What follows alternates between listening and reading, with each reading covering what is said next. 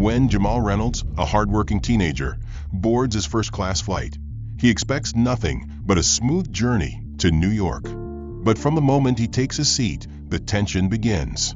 A wealthy passenger insists he doesn't belong. Flight attendants question his right to be there.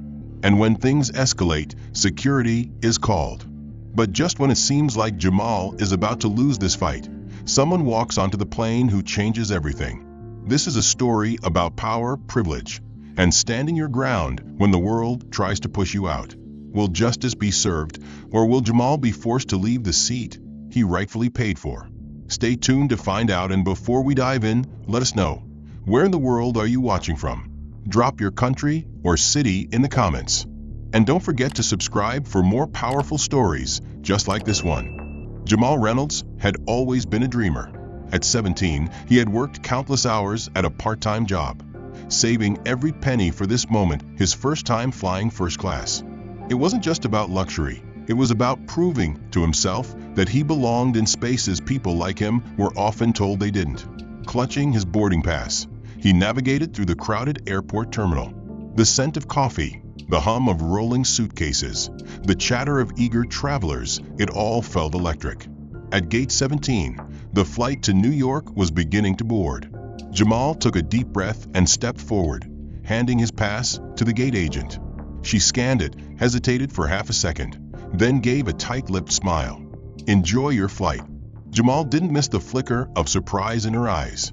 He had seen that look before, the silent question of whether he had really paid for this seat.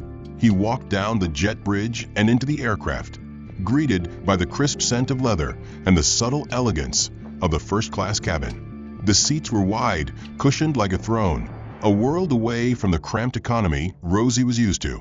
He found seat 2A, stored his carry-on, and settled in, sinking into the comfort. For the first time in weeks, he let himself exhale. Then he felt the weight of someone's gaze. Turning slightly, he met the disapproving stare of an older woman seated across the aisle. Her pearl necklace gleamed under the cabin lights. Her lips pursed in clear disapproval. Next to her, a balding man in a tailored suit glanced at him, then looked away as if he had seen something he'd rather ignore. Jamal adjusted his posture, choosing to ignore them. He had every right to be here, but fate had other plans. A sharp voice broke the quiet. "Excuse me, young man." Jamal looked up to see a flight attendant standing beside him. She was in her mid-40s, her uniform pristine, her expression unreadable, but there was something in her tone that made his stomach tighten. "May I see your boarding pass?" she asked. Jamal hesitated, confusion creeping in. Sure." He reached into his pocket and handed it to her. She examined it for longer than necessary, then forced a tight smile. "There must be some mistake. This seat is reserved for first-class passengers." Jamal blinked. "I am a first-class passenger." Her smile didn't falter, but her eyes flickered with something: disbelief, annoyance. "One moment, please." She turned and walked toward the front of the cabin, speaking in hushed tones with another attendant. Jamal felt his chest tighten. Something wasn't right. "I knew it." The words came from across the aisle. "The woman with the pearls." Jamal turned his head slowly. "Excuse me." She didn't bother lowering her voice. "I told you, there's no way he belongs here." Jamal's fingers curled into fists, but he forced himself to stay calm. "I don't know what you're implying, ma'am, but I paid for this seat." She sniffed, adjusting her bracelet. "They don't just let anyone into first class." Jamal felt heat rise in his face. The businessman in seat 2C, who had been quietly watching the exchange, finally spoke. "If the kid has a ticket, let him sit.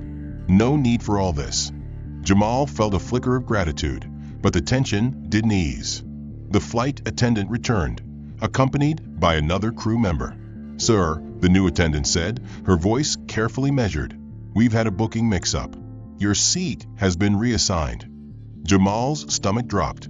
"That's impossible. My ticket says 2A." "It happens sometimes," she said with a practiced smile. "Not like this," Jamal shot back. The whispers among passengers grew louder. He could feel the weight of their curiosity, their judgment. The businessman in 2C frowned. "This doesn't look like a mix-up." We all saw him sit down with his ticket. Mrs. Hamilton, the woman with the pearls, smirked. See? Problem solved. He can sit where he belongs. Jamal inhaled sharply, his heartbeat hammering in his ears. I'm not moving. The first flight attendant stiffened. Sir, if you don't comply, we'll have to involve security. A chill ran through Jamal. He could see where this was heading. And then a voice rang out from the front of the plane. A voice that cut through the tension like a blade. No, he's not moving anywhere. Jamal turned toward the entrance. Standing at the front of the aircraft, dressed in a tailored Navy suit, was a man with a presence so commanding that the entire cabin fell silent. And that man was his father. Silence hung in the cabin, thick and heavy. Every head turned toward the front of the plane, eyes widening as the tall, imposing figure stepped forward. His Navy suit was crisp, his polished shoes clicking against the floor with quiet authority. Jamal exhaled in relief. His father was here, Calvin Reynolds, a name that carried weight in boardrooms and business circles.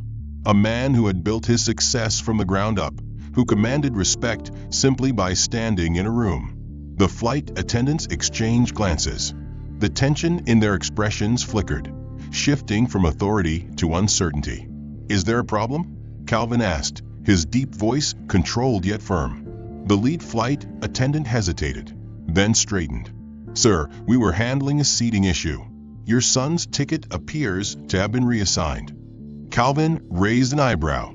That's interesting, because I booked that seat myself, directly with your airline, months ago. The woman swallowed hard. Jamal could see the subtle shift in the crew's demeanor. They were realizing who they were dealing with, but it was too late. Mrs. Hamilton, the woman who had been so vocal before, gave a huff. So what? You're saying he should stay? I don't see why. This is such a big deal. Calvin turned to her, his expression unreadable. The big deal, ma'am, is that my son paid for his seat. Just like you. Just like everyone else in this cabin. The businessman in 2C cleared his throat. To be fair, this whole thing looks bad. The kid showed his ticket. He should stay. Mrs. Hamilton scoffed. Oh, please. We all know what's happening here. I just didn't want to say it out loud. Jamal's hands clenched. Say it, Calvin said smoothly. Her lips parted, but she hesitated. She wasn't expecting to be called out so directly. That's what I thought, Calvin continued. Now, unless someone here wants to explain how my son's confirmed seat magically got reassigned, I suggest we all sit down and let this flight take off. The attendants stiffened. The lead crew member turned, whispering to the others. A moment later, the woman who had first confronted Jamal turned back. We'll need a moment to sort this out, she said, voice tight. If you could just step off the plane for a quick conversation. Calvin let out a sharp laugh. I'm not going anywhere, he said. Neither is my son. More. Passengers were watching now, some with curiosity, others with discomfort. A few had their heads down, pretending not to notice. The businessman in 2C shook his head. This is ridiculous. The kid has a ticket. He should stay. End of story. Mrs. Hamilton let out a scoff. This is first class. If we let anyone in, it won't mean anything anymore. Jamal's stomach twisted. Calvin's expression darkened. Ma'am, I don't know who you think you are, but I can assure you he doesn't need your approval to be here. Mrs. Hamilton rolled her eyes. Of course you'd say that. Before Calvin could respond, a voice crackled through the intercom. Security to gate 17. Security to gate 17. Jamal felt his breath hitch. They called security?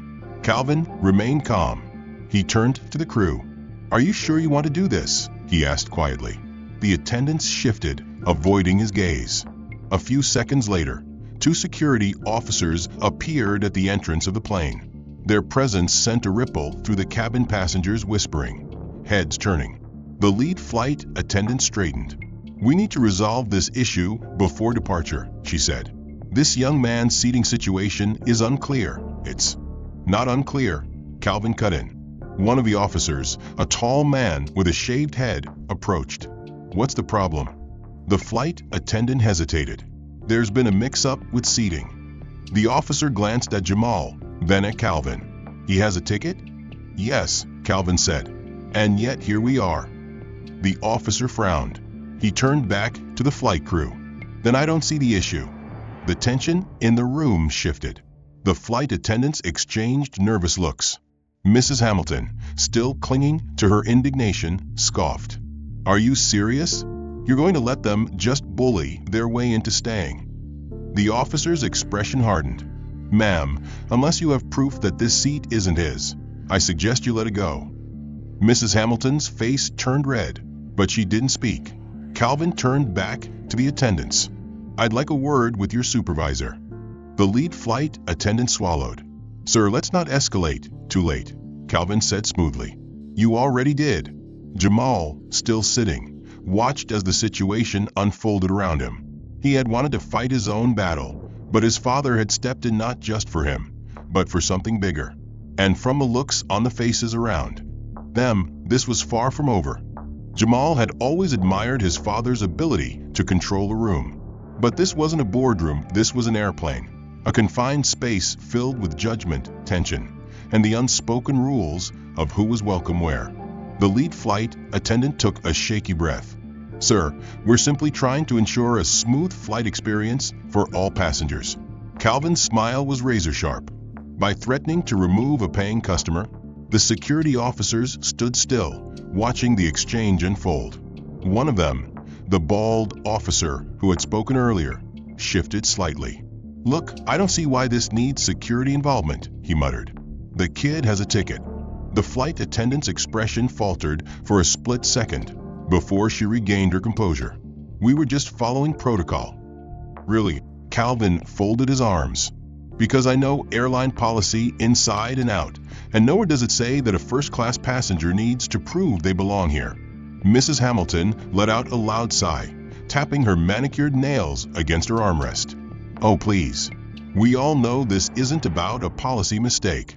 It's about maintaining standards. Jamal felt his stomach turn. Standards? Calvin repeated. His voice was low, controlled, but Jamal recognized the edge beneath. Eat. First class is for a certain type of traveler, she continued, as if explaining something obvious. This isn't about money. It's about class, decorum, and what exactly makes my son unworthy of being here. Calvin interrupted, his gaze locking onto hers. Mrs. Hamilton hesitated, but her eyes betrayed the truth. She wasn't going to say it outright, but everyone knew what she meant. The businessman in 2C cleared his throat. Look, lady, I don't know what you think first class is, but as far as I can tell, it's for people who pay for it. And the kid paid. End of discussion. A few murmurs of agreement rippled through the cabin. The flight attendant's shoulders tensed. Sir, she said, looking at Calvin, perhaps if we could speak privately, we could come to an understanding. Oh, I understand perfectly, Calvin said. What I don't understand is why this conversation is still happening. One of the security officers stepped forward. He looked at the flight crew, then at Calvin. Sir, do you want to file a complaint? Because from what I see, your son has done nothing wrong. Jamal's breath caught in his throat. The lead flight attendant's face paled. This wasn't how she had expected things to go. That won't be necessary, she said quickly. Actually, Calvin corrected, it is necessary. And I won't be discussing it with you. He pulled out his phone, scrolled through his contacts, and pressed a number. This is Calvin Reynolds, he said, his voice even. I need to speak with the CEO's office immediately. The color drained from the flight attendant's face. Sir, please, she tried again. Calvin ignored her. Yes, I'll hold, he said into the phone. The entire first-class cabin was silent now. Even the passengers who had tried to pretend they weren't watching were fully tuned in. Mrs. Hamilton shifted uncomfortably. This is ridiculous. I pay for exclusivity, not to be forced into some kind of social experiment. Jamal finally had enough. He turned to her. Ma'am, he said, voice steady, the only thing exclusive about you is your ignorance. A few chuckles broke the tension. Mrs. Hamilton's face turned red. Excuse me. You heard me, Jamal said. If you want a private jet, buy one. Otherwise, sit down, buckle up, and let's get to New York. More passengers nodded in approval. The businessman in 2C smirked. He's got a point," he muttered. Calvin put his phone down. "That was quick," the lead flight attendant attempted. "You'll be receiving a call from corporate shortly," Calvin informed her. "But in the meantime, my son will be keeping his seat." The flight crew stiffened. Then, after a moment, the lead attendant forced a smile. "Of course, sir. Enjoy your flight."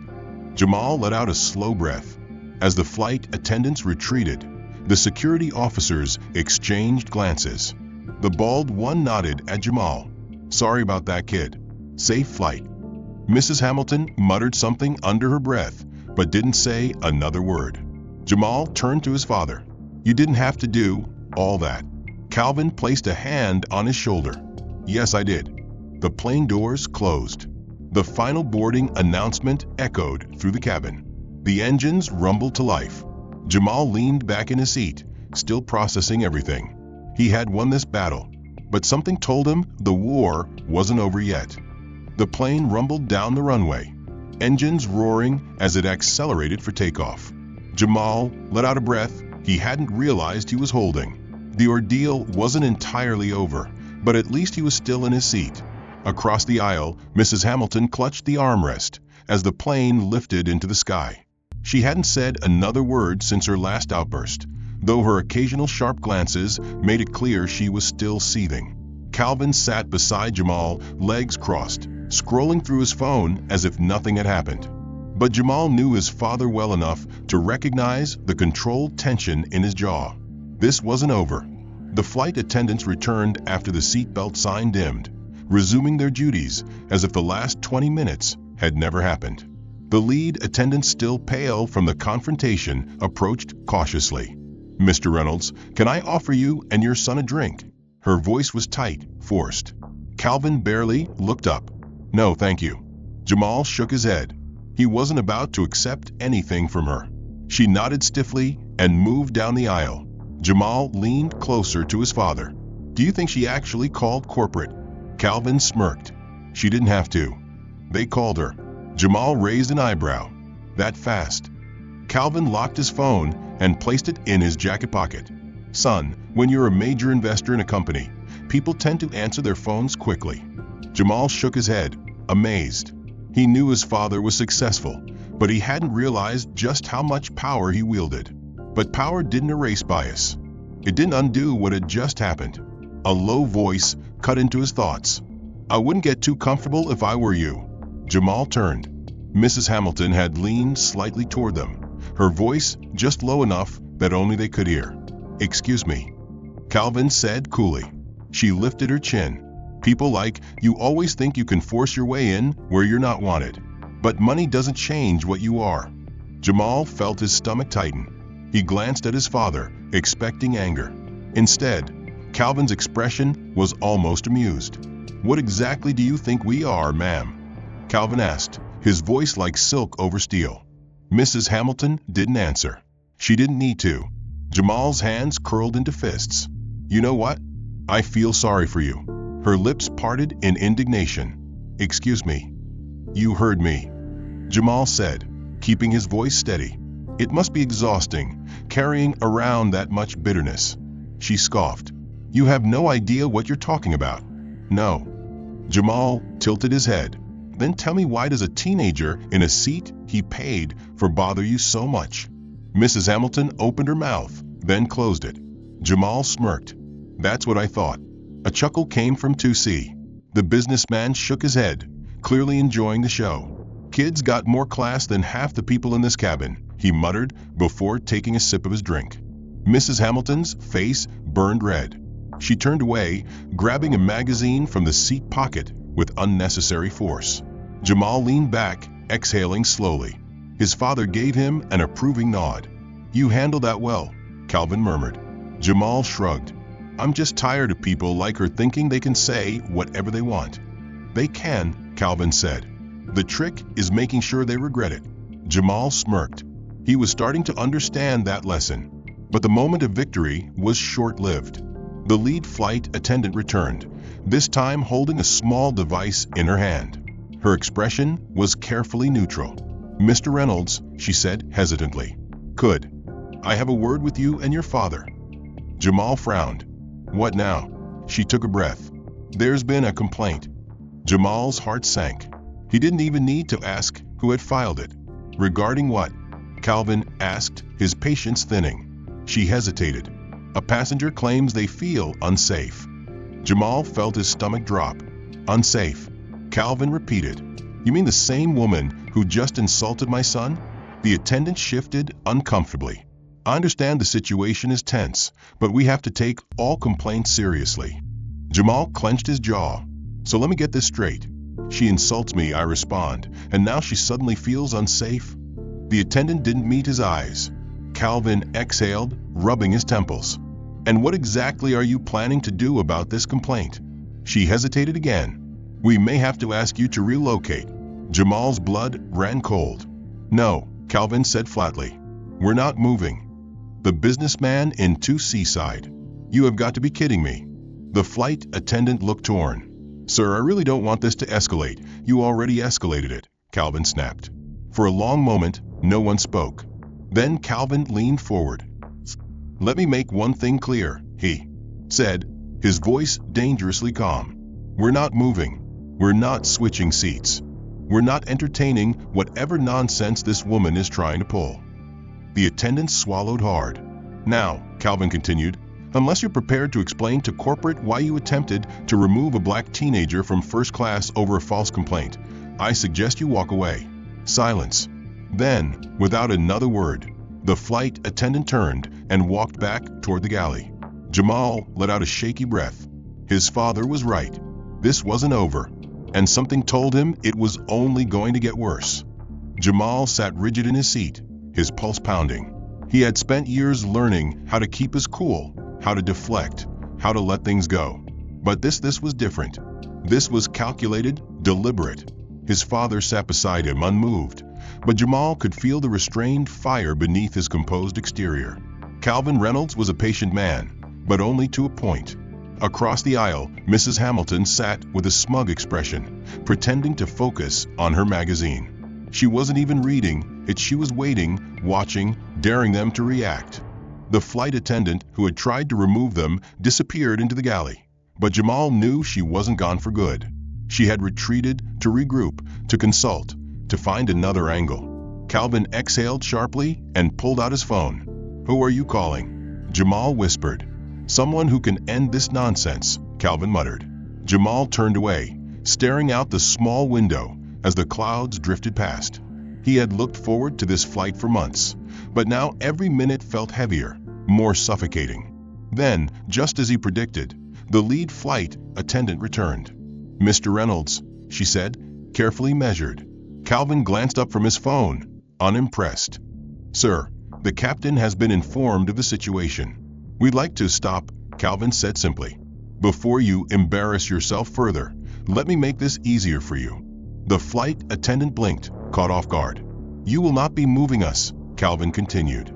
You will not be relocating my son. What you will do is return to your duties and let us reach New York in peace. The attendant hesitated, then tried again. Sir, I understand your frustration, but this is a delicate situation. Calvin's eyes narrowed. No, a delicate situation is bad weather. Engine trouble. This is discrimination disguised as protocol. The flight attendant swallowed hard, her mask of professionalism slipping. Sir, please. No, you listen, Calvin interrupted. You called security. That didn't work. You tried to remove my son for a booking error. That didn't work either. Now you're escalating it again because one racist passenger feels unsafe after insulting my son. The words landed like a hammer. The flight attendant stiffened, her eyes darting around as if to check how many passengers were listening. They all were. Jamal glanced around the cabin. Some passengers had their heads down, pretending not to hear. But others, like the businessman in 2C, watched openly, waiting to see what would happen next. So let's be clear, Calvin said. We're done playing your game. The next time you speak to me, it will be to apologize or to explain to your CEO why this airline is about to lose one of its largest investors. The flight attendant's breath hitched. Calvin leaned back. Your move. For a long moment, she just stood there. Then, without another word, she turned and walked away. Jamal let out a slow breath. "That's it." "No," Calvin said. "Not even close." The cabin had settled into a tense quiet. Flight attendants avoided their row, the tension thick enough to cut with a knife. Jamal tried to relax, but he couldn't shake the feeling that this wasn't over. And then, as if summoned by his thoughts, a new figure appeared. A man in uniform. The captain. "Mr. Reynolds," the pilot said, his voice polite but firm. Passengers stirred, sensing another confrontation. Calvin met his gaze. "Captain." The pilot folded his arms. "I understand there's been a dispute regarding seating arrangements and passenger concerns." Calvin let out a short laugh. "Is that how they phrased? Eek." The captain hesitated. He was older, with silver hair and a deep, commanding voice, the kind that usually ended discussions, not invited them. "I was told there was a security concern," he said carefully. Jamal clenched his jaw. "A security concern? Are you serious?" "Sir," the captain said, "I need to ensure the comfort and safety of all passengers." Calvin exhaled slowly, visibly restraining himself. "Let me ask you something, Captain. Have we raised our voices? Caused a disturbance? Threatened anyone?" The captain hesitated. "No." "Then tell me, why are we the ones under scrutiny?" The captain sighed. "I'm trying to de-escalate the situation." "Then start with the person who caused it," Calvin shot back. "Because if this flight had gone as planned, we wouldn't even be having this conversation." The captain hesitated, clearly weighing his options. Mrs. Hamilton spoke up from across the aisle. "Captain, this isn't just about them," she said, her voice dripping with artificial concern. "I just don't feel safe, that's all." Jamal saw his father's fingers curl slightly. "Safe from what?" Calvin asked, his voice dangerously quiet. She blinked. "I don't know. They're just being so aggressive enough," Calvin snapped. The captain held up a hand. "Mr. Reynolds, please. Let's not escalate. You keep saying that," Calvin said, eyes locked on Mrs. Hamilton. "But she's the only one escalating." The businessman in 2C finally spoke up. "Captain, let me ask you something," he said, adjusting his tie. "If I had this seat and she complained, would we be having this conversation?" The captain hesitated. "That's what I thought," the businessman muttered. The tension was unbearable. The captain let out a slow breath, then turned to Mrs. Hamilton. "Ma'am," he said, "if you're uncomfortable, you're free to request another seat." Her mouth fell open. "What? You're taking their side?" "I'm following protocol," the captain said simply. "And protocol says a confirmed passenger keeps their seat. Now, would you like me to find you another one?" Jamal swore he saw her eye twitch. She opened her mouth, then closed it. And then, with an angry huff, she turned away. The captain straightened his jacket. "Then we're done here." Without another word, he walked back to the cockpit. Jamal finally exhaled. Calvin smirked. "And that, son, is how you handle business." But something in Jamal's gut told him the fight wasn't over yet. The tension in the first-class cabin was like a coiled spring, wound so tight it was on the verge of snapping. The confrontation had technically ended, but Jamal knew better. Mrs. Hamilton had been silenced, but not defeated. The flight crew had backed down, but not willingly. And while the captain had done the right thing in the end, it had taken far too long for him to get there. Jamal shifted in his seat, still on edge. His father, Calvin, sat beside him, cool as ever, as if nothing had happened. He scrolled through his phone, calm and composed, but Jamal could tell this wasn't over for him, either. The businessman in 2C leaned over slightly. "That was something," he muttered. "You handled that well." Calvin glanced at him. "It shouldn't have needed handling." The man nodded. "You're right. But this isn't just about this flight anymore." Jamal frowned. "What do you mean?" The businessman smirked and tilted his head slightly toward the rows behind them. "Take a look." Jamal turned slightly and realized what he was talking about. Passengers, both in first class and economy, had been watching the whole time. A few had their phones out, and, though none were pointed directly at them, it was clear they had been recording. Jamal's stomach flipped. "Dad," he whispered. People were filming. Calvin didn't look up from his phone. Of course they were. Jamal's pulse quickened.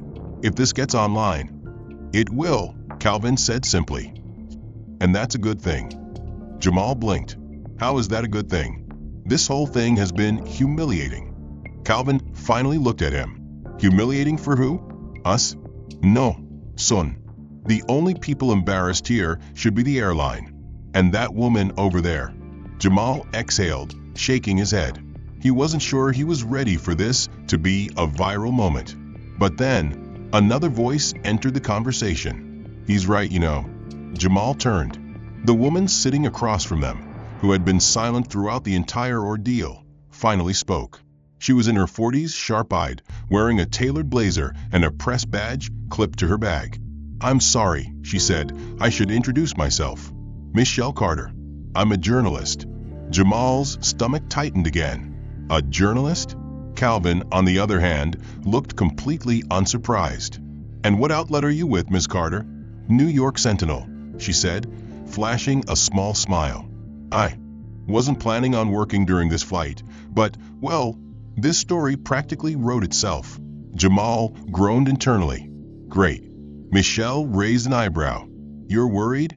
I just don't want this to turn into something bigger than it is, Jamal admitted. She studied him for a moment. Bigger than it is? Kid, this is exactly the kind of story that needs to be big. Jamal opened his mouth to argue, but Calvin spoke first. What do you plan to do with it? Michelle shrugged. That depends. You've already got half the cabin recording, and I'm willing to bet some of those clips are already making their way to social media. I'd say this is out of your hands. Jamal leaned back in his seat, exhaling. Calvin, however, smiled slightly. Then let's make sure the right version of the story gets told. Michelle smirked. Now you're speaking my language. Jamal ran a hand over his face. This is really happening, isn't it? It already happened, Michelle corrected. Across the aisle, Mrs. Hamilton shifted uncomfortably, clearly realizing she was the villain of this unfolding drama. For the first time, she wasn't sneering. She looked nervous. Jamal saw her glance at the passengers behind her, as if gauging how many people had witnessed everything. And then, to his complete surprise, she did something unexpected. She reached for the flight attendant. I need to speak to the captain, she whispered. Jamal frowned. What's she doing now? Michelle narrowed her eyes. Damage control. The flight attendant hesitated but nodded, disappearing toward the cockpit. Calvin smirked. She's panicking. She should be, Michelle murmured. A few moments later, the flight attendant returned, whispering something to Mrs. Hamilton. Jamal couldn't hear it, but the look on her face told him everything. She was furious. She sat back in her seat, arms crossed, lips pressed into a thin line. Let me guess, Calvin said smoothly. The airline is telling her to stay quiet. Michelle chuckled. Oh, they're telling her a lot more than that. Trust me, the airline's PR team is already in crisis mode. Jamal shook his head, still processing. I just wanted to take a flight, he muttered. Michelle smiled sympathetically. And now you're about to take down an entire airline's reputation. Funny how life works. Jamal groaned. But Calvin? Calvin smiled. Because for the first time since this whole nightmare started, the tide had officially turned. The cabin hummed with uneasy energy. Passengers shifted in their seats, whispering in hushed tones, stealing glances at Jamal and his father. The tension hadn't dissipated, it had simply evolved into something else. A slow realization was dawning on everyone. This wasn't just an uncomfortable moment on a flight.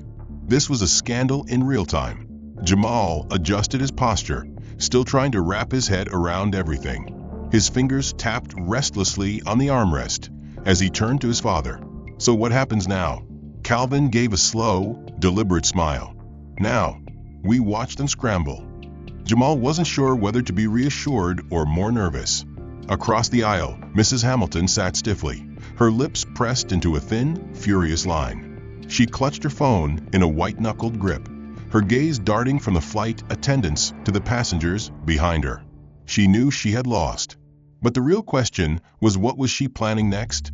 Michelle Carter, the journalist, was still watching everything with sharp, observant eyes. She had taken out a notebook, occasionally jotting things down. You know, she murmured, tilting her head toward Jamal.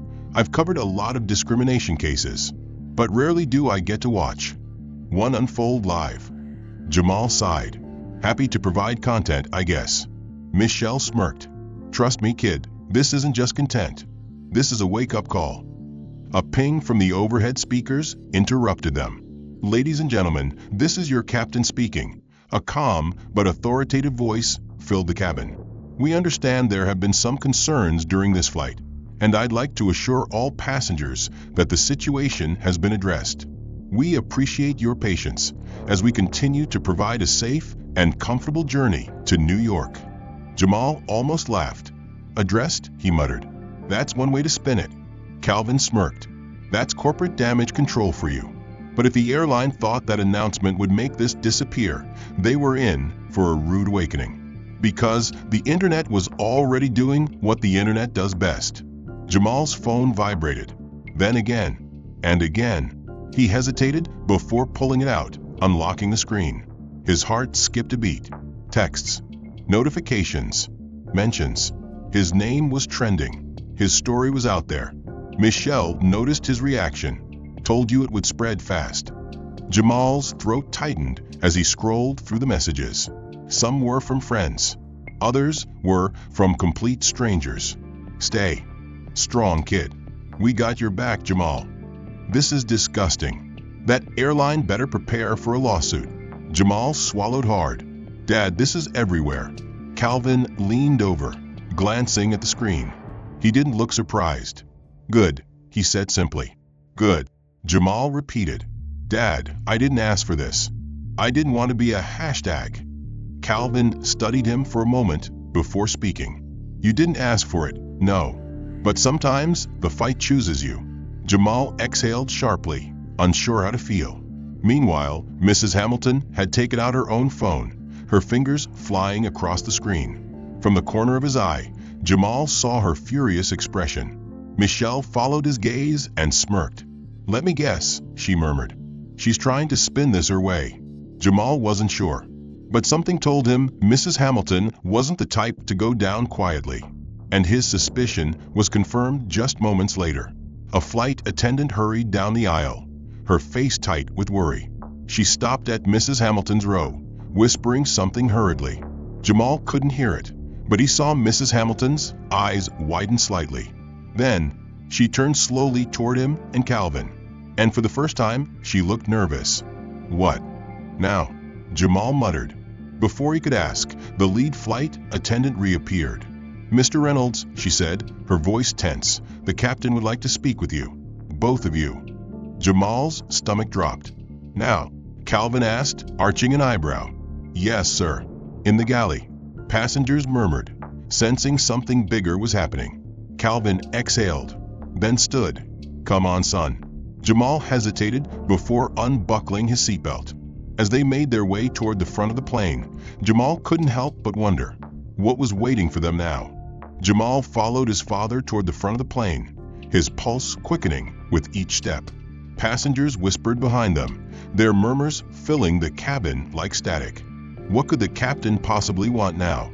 As they reached the galley, the flight attendants shifted uncomfortably, their professional smiles barely hiding the tension on their faces. The lead attendant, the one who had tried to remove Jamal earlier, avoided his gaze completely. The captain stood near the cockpit door, arms crossed. Up close, he looked even more authoritative, broad-shouldered, silver-haired, his uniform pressed with military precision. Mr. Reynolds, he said, nodding at Calvin before turning to Jamal. And you must be Jamal. Jamal swallowed hard. Yes, sir. The captain sighed, as if already exhausted by the situation. I won't waste your time. We have a serious problem. Calvin raised an eyebrow. Do we? Yes, the captain said firmly. Your son is at the center of a growing situation. Jamal's stomach twisted. The captain continued.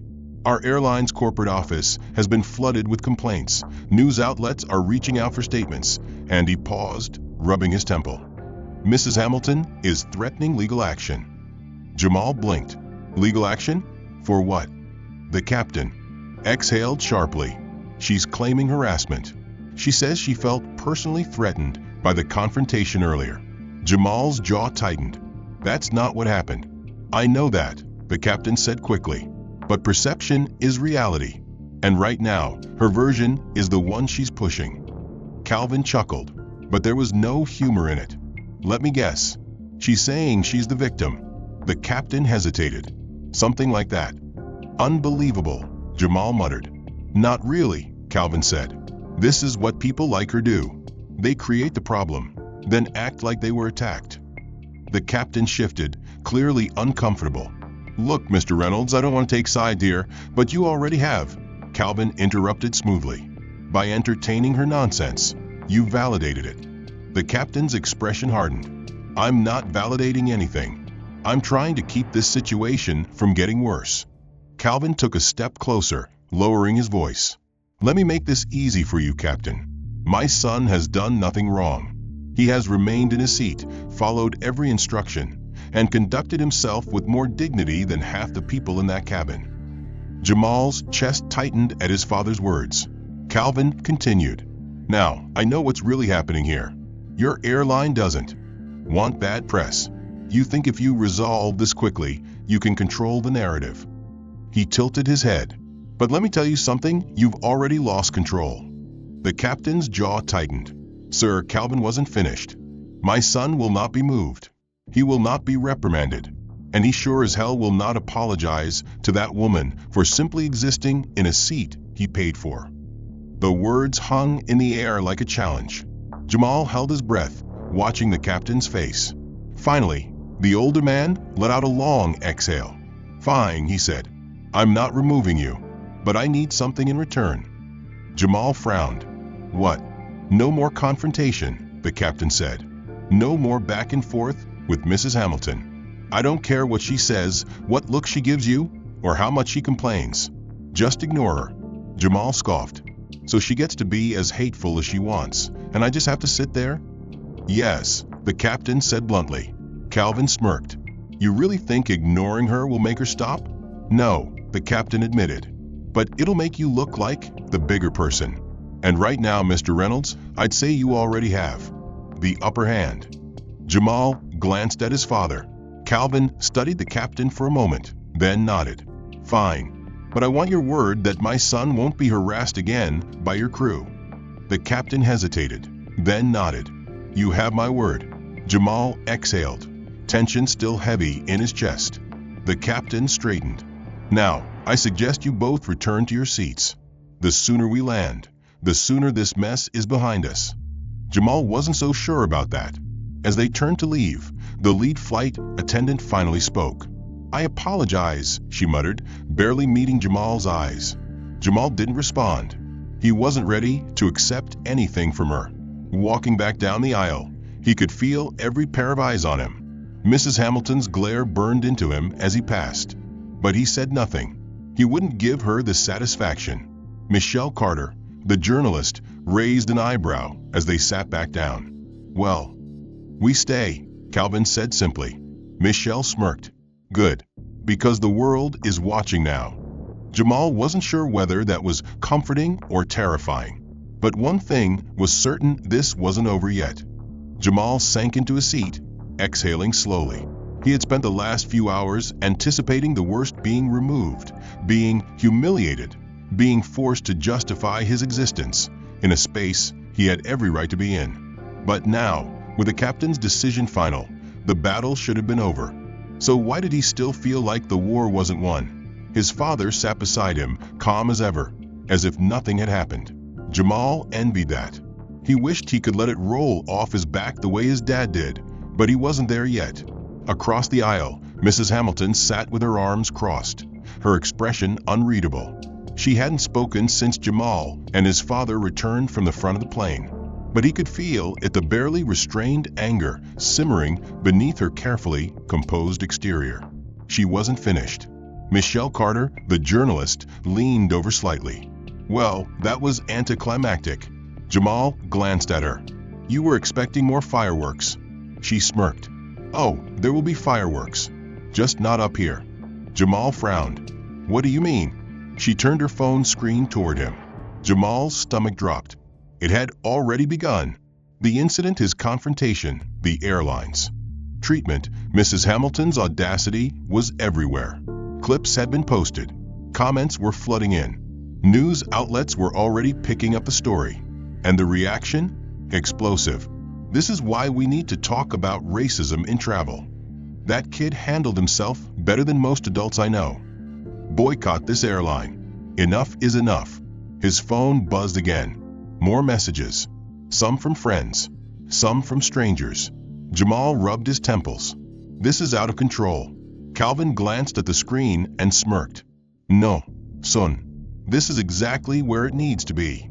Jamal turned to him. Dad, I didn't want to go viral. I just wanted to take a flight. And you will, Calvin said. But now you're flying straight into something bigger than you. Jamal sighed, sinking further into his seat. Michelle chuckled. Better get used to it, kid. You're the face of something now. That wasn't exactly reassuring. Across the aisle, Mrs. Hamilton's fingers were flying across her phone screen. She was typing furiously, her expression a mix of panic and frustration. Michelle smirked. Let me guess she's trying to control the narrative. Jamal exhaled sharply. She's probably calling every contact she has, trying to flip this in her favor. She can try, Michelle said, but the internet already made up its mind. And that was the real power shift. For once, Mrs. Hamilton's wealth, her influence, her privilege, none of it could protect her from the one thing she had always counted on, control. Because she had lost it. The lead flight attendant reappeared, her face carefully neutral. She approached their row, but didn't make eye contact. Mr. Reynolds, she said quietly, the airline's corporate office has issued a formal response. We'd like to extend an apology for any, save it, Calvin interrupted. She hesitated. You're not sorry, he continued. You're just sorry it went public. The attendant stiffened. Sir, no, Calvin cut her off. Here's what's going to happen. You're going to let my son finish this flight in peace. You're going to train your staff properly so this never happens again. And you're going to tell your bosses that if they think a PR statement is enough, they're in for a rude awakening. Jamal blinked.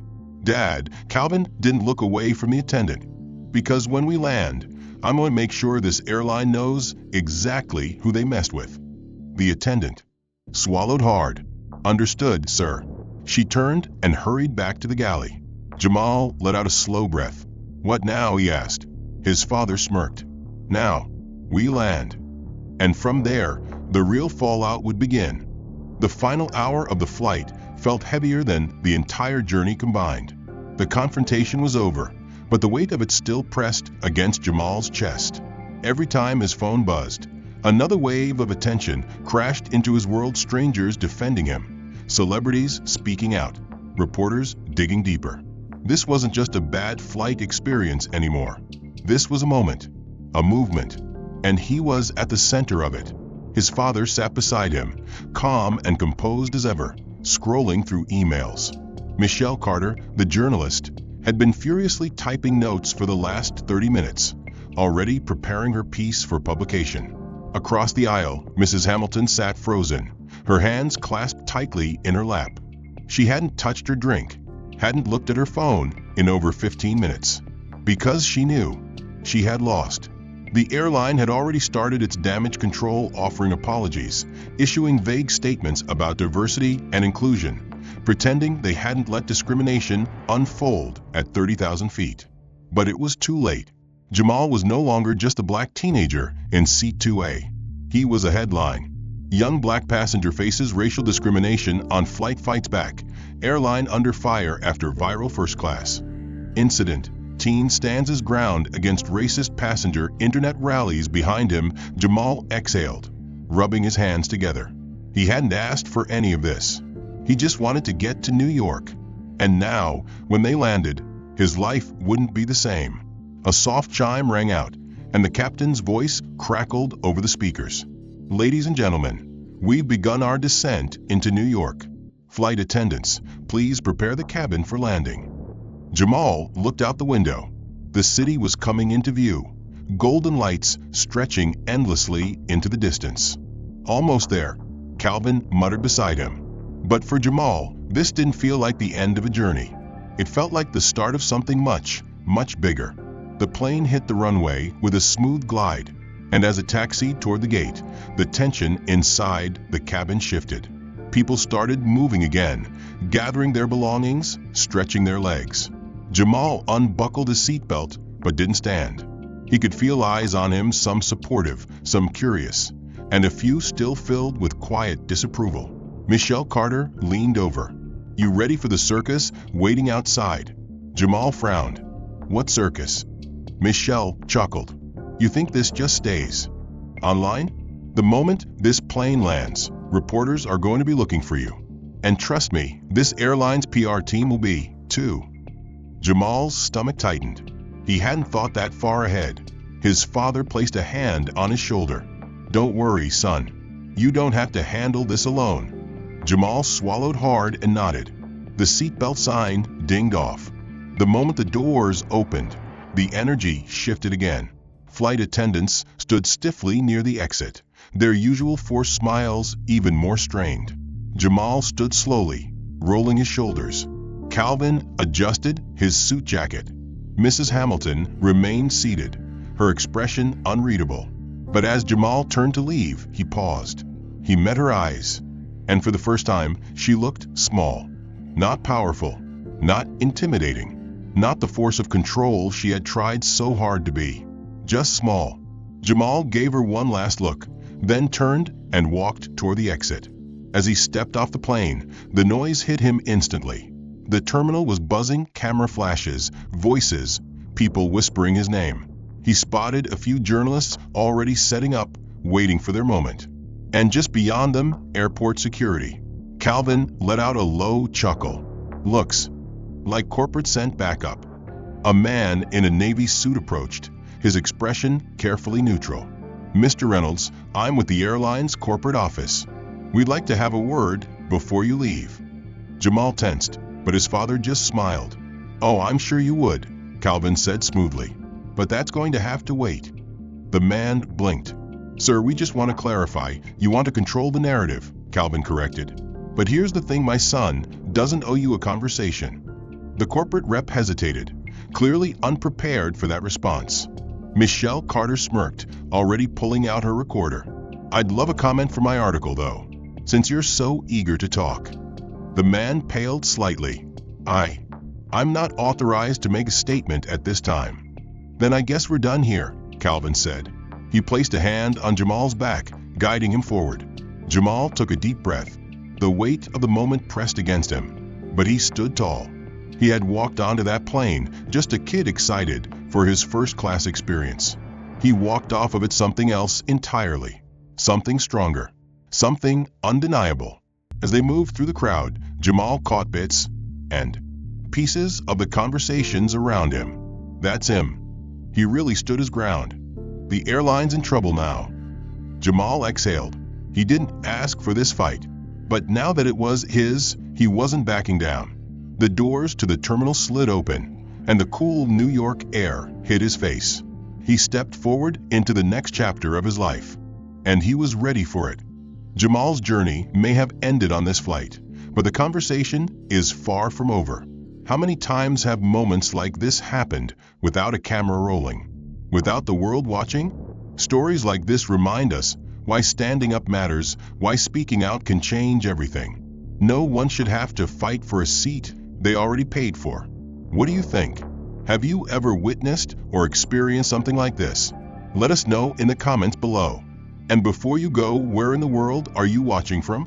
Drop your country or city in the comments. Make sure to subscribe for more powerful stories that challenge, inspire, and keep the conversation going.